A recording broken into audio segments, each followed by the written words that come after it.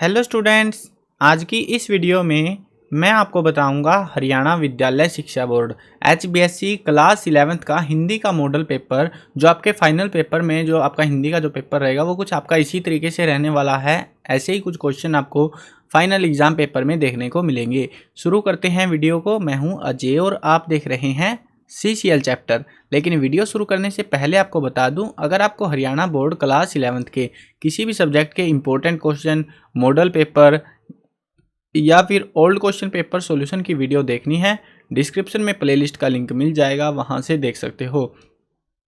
उसके अलावा आपको एक वेबसाइट बता देता हूँ, गूगल पर जाकर सर्च कर लेना cclchapter.com। ये वाली वेबसाइट पर आपको हरियाणा बोर्ड का सेक्शन मिलेगा। वहाँ पर आपको सारे जो स्टडी मटेरियल है 11th क्लास का फ्री में देखने को मिल जाएगा। PDF डाउनलोड कर सकते हो, ओल्ड क्वेश्चन पेपर मिल जाएंगे, मॉडल पेपर्स विद आंसर की आपको मिल जाएगी, और साथ में आपको जो है इंपॉर्टेंट क्वेश्चंस भी मिल जाएंगे फ्री में ही। तो विजिट जरूर कर लेना, काफ़ी हेल्प होगी आपकी इस वेबसाइट से। अब देखो यहाँ पे जो क्वेश्चंस हैं वो किस तरीके से रहने वाले हैं, कैसे क्वेश्चन आएंगे। सबसे पहला जो क्वेश्चन आएगा, खंड ए बहुविकल्पीय प्रश्न यानी MCQ टाइप के क्वेश्चन आएंगे। इसमें आपको एक अपठित गद्यांश दिया जाए। गद्यांश होता है ये पहरा, इसको आपको पढ़ना है, अच्छे से समझना है, ठीक है। उत्साह की गिनती अच्छे गुणों में होती है। किसी भाव के अच्छे या बुरे होने का निश्चय अधिकतर उनकी प्रवृत्ति के शुभ या अशुभ प्रचार परिणाम के विचार से होता है। ऐसे आपको पूरा इसको पढ़ लेना है। देखो मैं आपका टाइम बचा रहा हूँ, आप आराम से पढ़ लेना, वेबसाइट से डाउनलोड कर सकते हो पेपर को, इसको, ठीक है। आपने इसको पूरे को जो है पहरे को पढ़ लिया। उसके बाद आपसे इस पहरे के बेसिस पे क्वेश्चन पूछे जाएंगे। ये जो पहरा होगा ना, ये आपकी जो है, ये जो गद्यांश है, ये आपकी बुक में से नहीं आएगा, बुक से बाहर से कहीं से भी कुछ भी आ सकता है ये। तो इसके बेसिस पे आपसे 5 क्वेश्चन पूछेंगे MCQ टाइप के। चलो देखते हैं क्वेश्चन के आंसर। उत्साह में सबसे अधिक योगदान किसका रहता है? देखो अब आप ऊपर जाना, आप पढ़ना इसको। उत्साह की गिनती अच्छे गुणों से होती है, अधिकतर उसकी प्रवृत्ति अशुभ विचार से। वही उत्साह जो कर्तव्य कर्मों के प्रति इतना सुंदर दिखाई पड़ता है। तो वैसे ही आपको इसको पढ़ते चलना है कि आत्मरक्षा पररक्षा देश में नियमित साहस की जो उमंग देखी जाती है। तो इस तरीके से आपको पढ़ोगे ना, सीधा सीधा आंसर नहीं मिलेगा। तो आपको यहाँ पे समझ आ गया कुछ ना कुछ कि उत्साह में सबसे अधिक योगदान किसका होता है? साहस का योगदान होता है। तो वो हमने साहस की जो हाईलाइट किया था ना मैंने आपको, तो वैसे आपको आइडेंटिफाई करना पड़ेगा पहरे में से आंसर्स को। प्रत्येक क्रम में किसका योग रहता है? तो वो किसका रहता है? साहस का। चाणक्य और राक्षस के बीच किस प्रकार की चोटें चली थी? तो कैसी चली थी? नीति की चोटें। उत्साह की गिनती किस प्रकार के गुणों में होती है? तो किस प्रकार के? अच्छे गुणों में होती है। लोग क्या करते हुए अत्याचारियों की कथाएं सुनते हैं? तो क्या करते हुए? तारीफ करते हुए जो है अत्याचारों की कथाएं सुनते हैं। तो ये थे हमारे 5 क्वेश्चन इसमें से। ऐसे ही आपको जो है नीचे एक और पहरा मिलेगा, अपठित पद्यांश। हमने वो तो पढ़ा गद्यांश, गद्य भागता, वो कहानी सी थी, आपने पढ़ ली, समझ आ गई। ऐसे ही आपको एक पद्यांश मिलेगा, सुख दुख मुस्काना नीरज से रहना, वीरों की माता हूँ वीरों की बहना, मैं वीर नारी हूँ साहस की बेटी, मातृभूमि रक्षा को वीर सजा देती, अकुल अंतर की पीर राष्ट्र हेतु सहना, वीरों की माता हूँ वीरों की बहना। तो ऐसे हमें जो है ये एक पद्यांश दिया हुआ है, इस पद्यांश को हमने पढ़ना है और इसको समझने की कोशिश करनी है थोड़ी थोड़ी सी बस। सुख दुख में मुस्कुराते हुए कैसे रहना चाहिए? तो कैसे रहना चाहिए? धीरज से। देखो ये कह रहा है ना, सुख दुख मुस्काना नीरज से रहना, और वीरों की माता हूँ वीरों की बहना। तो यहाँ पे कैसे रहना है, ये कह रहे हैं ना कैसे रहना चाहिए, तो कैसे रहना चाहिए? नीरज से, यानी कि धीरज से, धैर्य रखते हुए जो है रहना चाहिए। इसमें जो है क्योंकि आपको समझना पड़ेगा तभी, ये तो सीधा हिंदी में दे दिया इन्होंने, यहाँ पे नीरज का मतलब क्या है वो आपको समझना पड़ेगा। आगे बढ़ते हैं अगले क्वेश्चन पे। आकुल अंतर की पीड़ा किसके लिए सहनी चाहिए? तो यहाँ पे कहा गया है, यहाँ पे पढ़ते हैं, देखो, आकुल अंतर की पीड़ा राष्ट्र हेतु सहना, यानी किसके लिए सहनी चाहिए? राष्ट्र के लिए सहनी चाहिए। मातृभूमि जन्मभूमि खालिस्तान भरना है मेरी, उपयुक्त शब्द खालिस्तान में भरिए। तो यहाँ पे देखना, मातृभूमि जन्मभूमि, तो राष्ट्रभूमि मेरी है ना, तो क्या आएगा यहाँ पे? राष्ट्रभूमि आएगा। तो इस तरीके से आपको ढूंढना पड़ेगा, काफी आसान सा आएगा ये भी, ताकि इतना मुश्किल ना लगे, आपको समझ में आ जाए। भारत का अंगना कब तक मुस्काए? तो कब तक मुस्काए, यहाँ पे वो देखना है, तो भारत का अंगना, देखो जीवन भर मुस्काए भारत का अंगना, तो मिल गया आंसर जीवन भर, ठीक है। तो इस तरीके से आंसर करना। माता के लिए पर्यायवाची छांटना, पर्यायवाची क्या होता है? जननी। जननी यानी जन्म देने वाले, जिसको हम माता कहते हैं। तो ये जो है हमारे 5 आंसर्स हो जाएंगे इस पहरे के, इस पद्यांश के। उसके बाद में आगे बढ़ते हैं। आगे जो है हमारे पास जो क्वेश्चन आ रहे हैं वो है काव्य खंड से, उस पर आधारित प्रश्नों के उत्तर देने, यानी जो आपके पास जो बुक है ना, अब आपकी बुक में से आंसर्स आएंगे, बुक वाले क्वेश्चन हैं उनके आंसर आएंगे। अज्ञानी गुरु की शरण में जाने पर शिष्य की याद में खालिस्तान दशा होती है, तो कैसी दशा जो है देखने को मिलती है, वो होती है पछतावे वाली।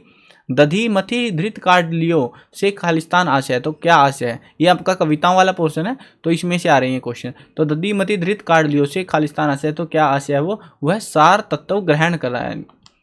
अगला क्वेश्चन है, कवित्री किसे पूरी तरह खो देना चाहती है, तो किसको खो देना चाहती है, भौतिक सुखों को खो देना चाहती है। प्रकृति के विनाश और विस्थापन के कारण खालिस्तान समाज संकट में है, तो कौन सा समाज, आदिवासियों का समाज संकट में है।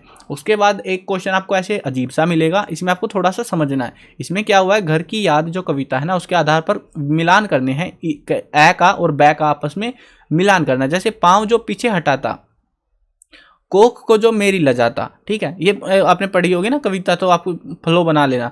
जबकि नीचे आए होंगे नैन जल से छाए होंगे, है ना, वो बनाते हैं, सुर ताल मिल जाते हैं इनके, इतना मुश्किल नहीं होता। किंतु उनसे यह न कहना उन्हें देते धीरज रहना, है ना, ये कुछ पंक्तियां आपने पढ़ी होंगी कविता में ऐसे करके। तो ये हमारा मिलान हो गया पहले का तीसरा, बस पहले का तीसरा ढूंढो, गया ऑप्शन, ठीक है, गया ऑप्शन हमारा सही आंसर हो जाएगा।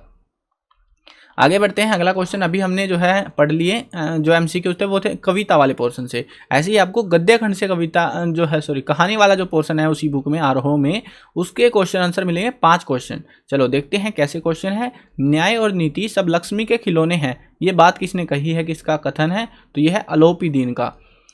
रजनी एकांकी में अमित के गणित विषय में कम अंक आने का क्या कारण था, तो क्या कारण था, वो था ट्यूशन ना लेने पर अध्यापक द्वारा कम अंक देने के कारण, उस कारण से उसके नंबर कम आए थे। अप्पू के साथ 2.5 साल नामक पाठ साहित्य की खालिस्तान विधा है, तो कौन सी विधा में लिखा गया ये एक संस्मरण है कि याद है।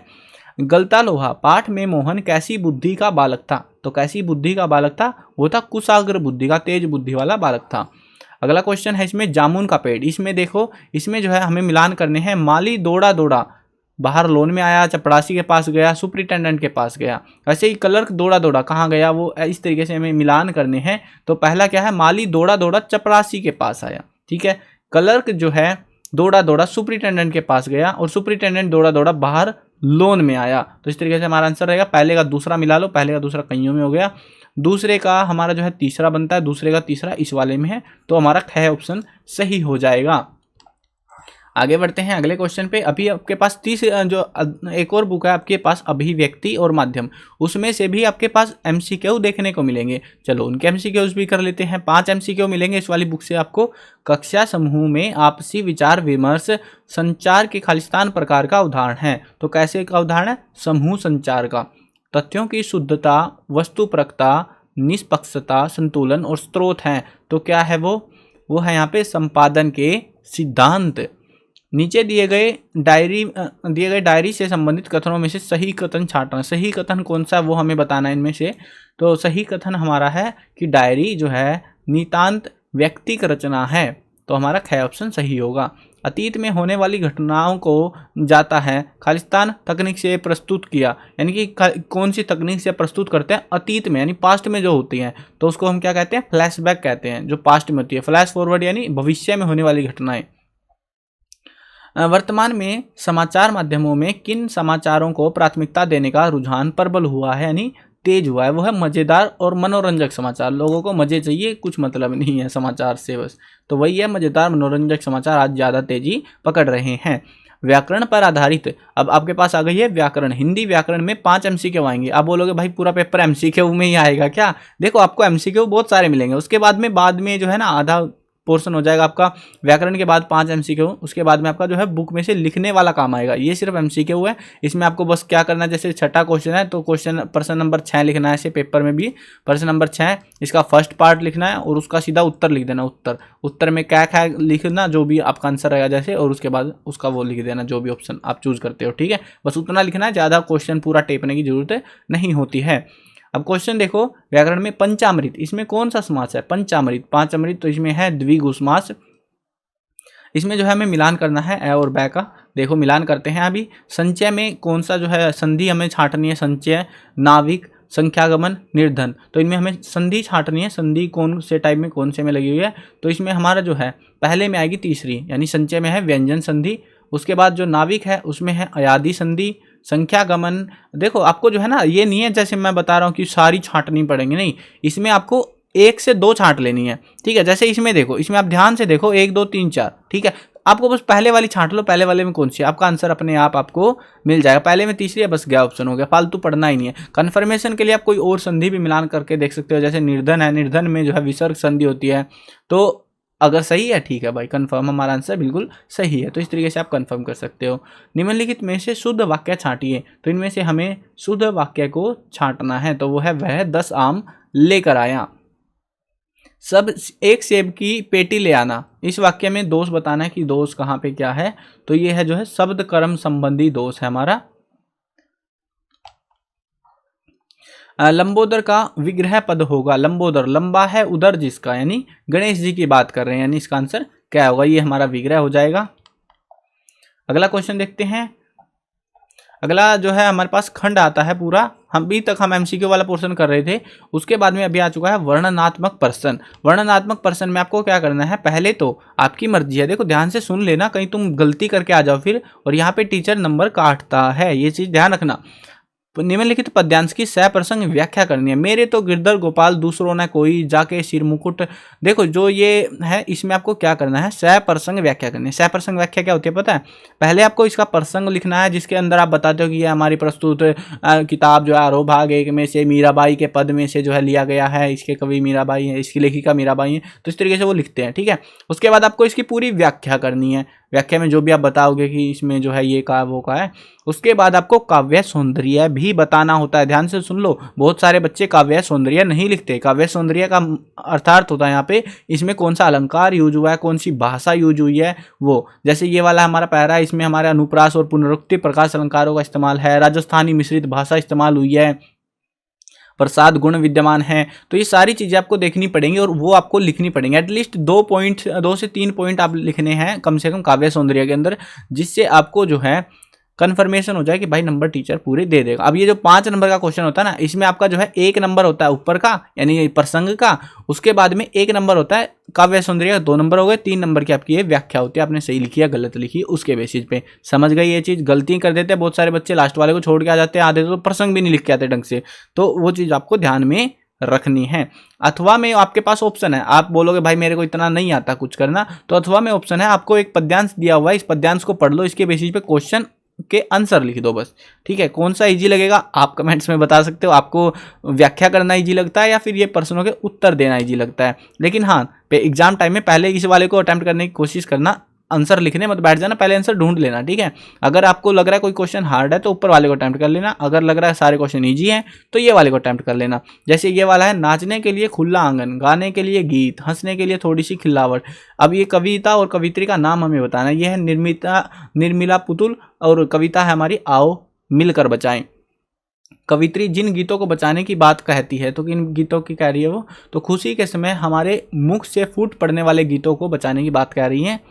कवित्री ने बच्चों, पशुओं और बुजुर्गों को क्या प्राप्त होने की बात की है, तो वह बच्चों को खेलने के लिए मैदान, पशुओं के लिए हरी भरी घास और बुजुर्गों के लिए प्राकृतिक शांति की प्राप्ति हो सके, ऐसी बात कही है। कवित्री ने किस प्रकार की चिंता व्यक्त की है, तो कवित्री ने जो है वातावरण पर जो अपनी चिंता है वो व्यक्त की है।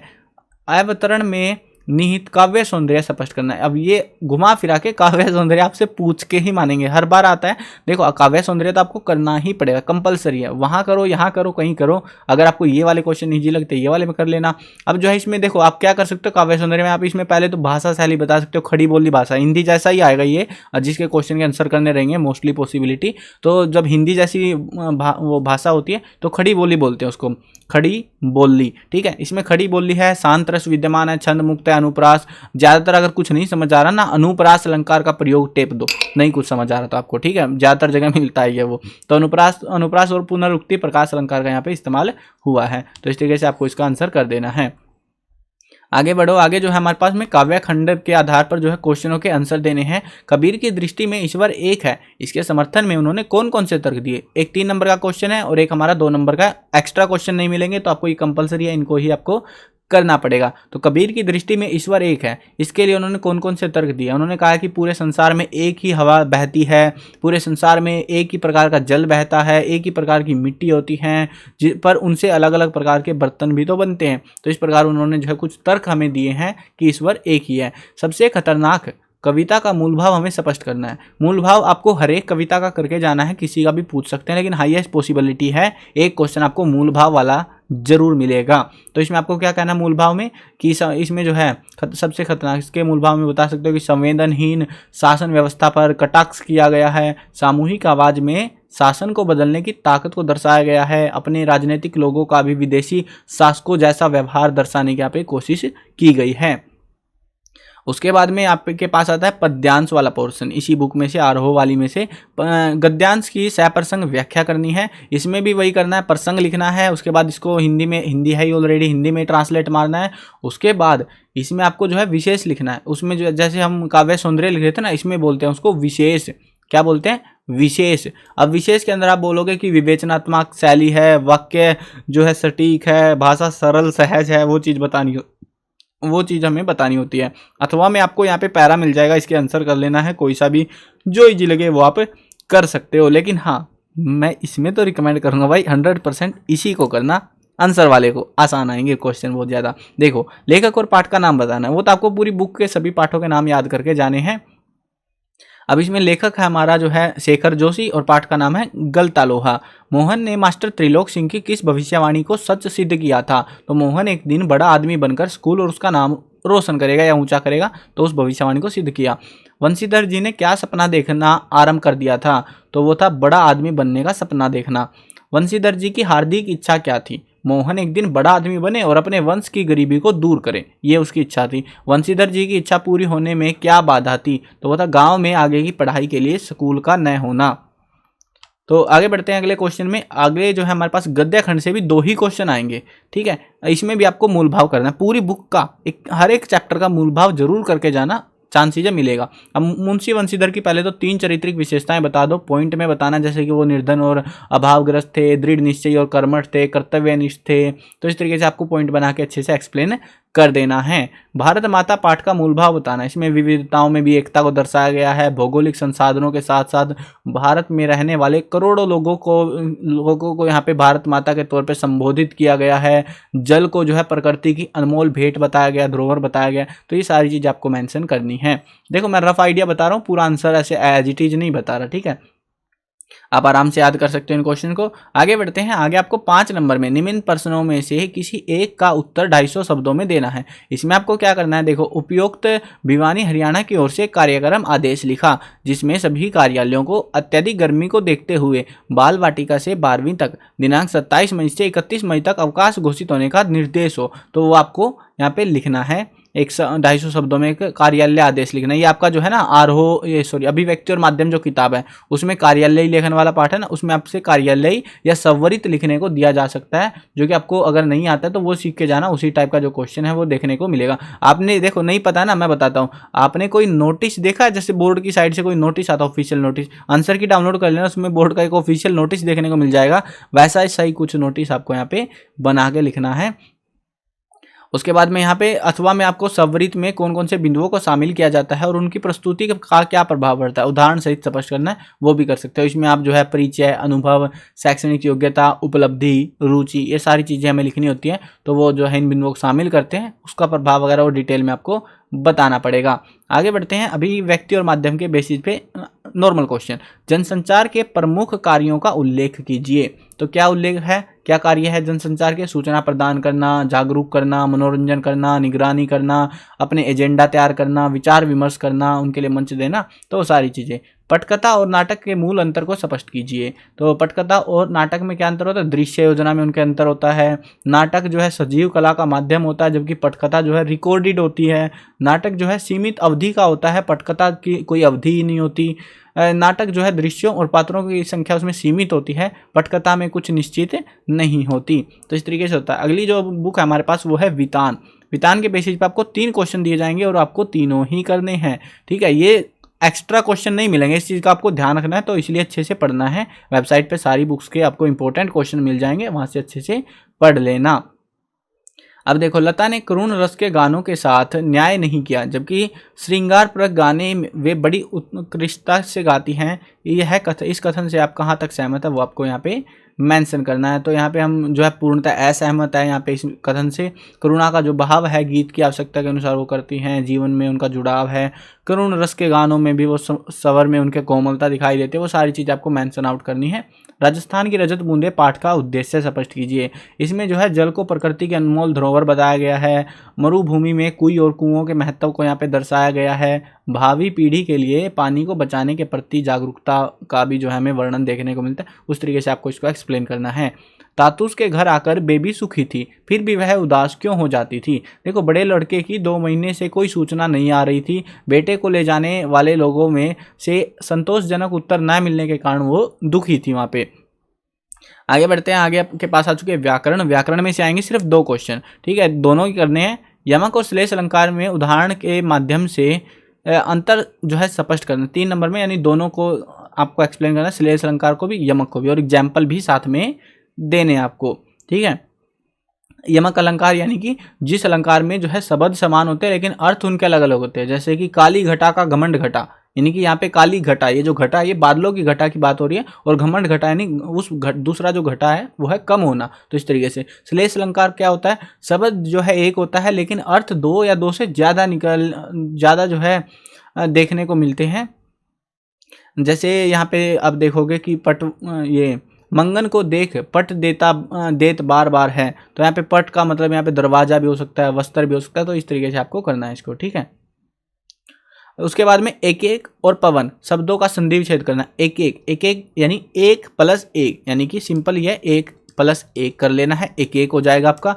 और दूसरा है हमारा पवन, पवन के लिए हो जाएगा पो प्लस अन, पो प्लस में अन, तो ये आपका आंसर हो जाएगा। आगे जो है आपकी नई बुक है आदर्श जीवन मूल्य उत्तरा।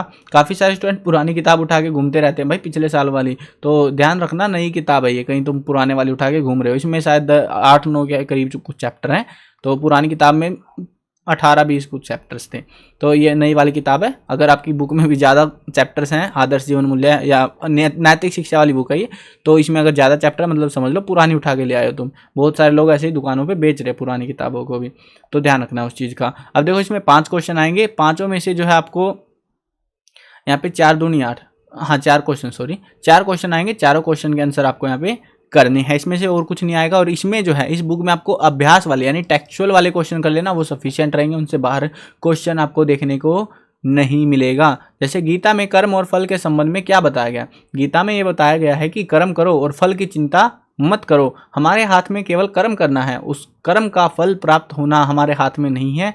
अतः जो है हमें गीता ये कहती है कि कर्तव्य को ही अपना अधिकार समझकर उसमें ही अपनी ऊर्जा और क्षमता को विश्वास पूर्वक लगा दो, और फल की इच्छा यानी भविष्य की चिंता उसके ऊपर छोड़ दो, भविष्य पर छोड़ दो, आप टेंशन मत लो, अपना कर्म करते रहो बस। स्वाध्याय पाठ में किस सत्य समाचार का उल्लेख हुआ है। एक युवक से आधी रात के समय, एक युवक जो है आधी रात के समय सो रहा था, अचानक वह उठा और बचाओ बचाओ चिल्लाते हुए भाग गया। इससे पहले कि परिवार के लोग उसे पकड़ पाते, वह भागते भागते दूर जाकर गिर पड़ा और बुरी तरह घायल हो गया। पूछने पर उसने बताया कि सोने से पहले वह ऐसा ही उपन्यास पढ़ रहा था। उस उपन्यास की घटना ने उसके मस्तिष्क पर ऐसा प्रभाव डाला जिसका ये परिणाम निकला। स्वाध्याय यानी खुद से पढ़ना। तो सत्य समाचार का उल्लेख हुआ, ये जो है हमें बताना था कुछ। धृति पाठ में विद्यार्थियों के लिए क्या संदेश दिया गया है। धृति पाठ जो है इसमें जो है प्रतिकूल परिस्थितियों में धैर्य धारण करना, परीक्षा परिणाम में तनिक सी प्रतिकूलता में निराशा और अवसाद की बजाय धैर्य करना, तो वो चीज़ें हमें मतलब धृति मतलब होता है धैर्य, तो सिंपल सा शब्द है, समझ जाओगे कि धैर्य की बात हो रही, धैर्य धारण कर लो। डॉक्टर कलाम द्वारा भारतीय रक्षा अनुसंधान संगठन में निभाई गई भूमिका पर प्रकाश डालिए। तो क्या भूमिका थी। भारतीय रक्षा अनुसंधान संगठन में वो वैज्ञानिक थे। सन 1952 से 1999 तक रक्षा मंत्री के विज्ञान सलाहकार और सुरक्षा शोध और विकास विभाग के सचिव भी वो रहे। भारत सरकार के प्रमुख वैज्ञानिक सलाहकार भी थे वो। भारत के राष्ट्रपति बने वो 2002 से 2007 तक। तो वो चीज़ें आपको बतानी हैं। चलो आई होप क्लियर हो गया होगा। ऐसा कुछ आपको पेपर देखने को मिलेगा। और cclchapter.com इस वेबसाइट से जो है, इस वेबसाइट पर जो है आप अपने पेपर वगैरह सब चीज़ें यहाँ से, ये वाली वेबसाइट है, गूगल पर जाकर सर्च कर लेना। यहाँ से आप ये वाला पेपर और इसके आंसर की डाउनलोड कर सकते हो। ओल्ड क्वेश्चन पेपर भी डाउनलोड कर सकते हो आप, प्रीवियस ईयर्स के, लास्ट 10 ईयर्स के मिल जाएंगे। इंपॉर्टेंट क्वेश्चन भी वेबसाइट पर मिल जाएंगे, बस आपको वेबसाइट पे विजिट कर लेना। और बुक्स के सॉल्यूशन भी है काफ़ी सारी बुक्स के, तो वो भी आपको हेल्प करेंगे एग्जाम में अच्छी तैयारी करने के लिए। तो उसके लिए बस आपको विजिट करना है। जो भी न्यूज़ वगैरह आती है सब चीज़ें मिलेंगी उस वेबसाइट पर, आपको कहीं और भटकने की फिर ज़रूरत नहीं पड़ेगी। आई होप क्लियर हो गया होगा। और चैनल पर नए हो सब्सक्राइब भी कर लेना, ताकि इस चैनल पर आपको बाकी की वीडियोस देखने को मिल जाए। मिलते हैं नई वीडियो में, बाय बाय।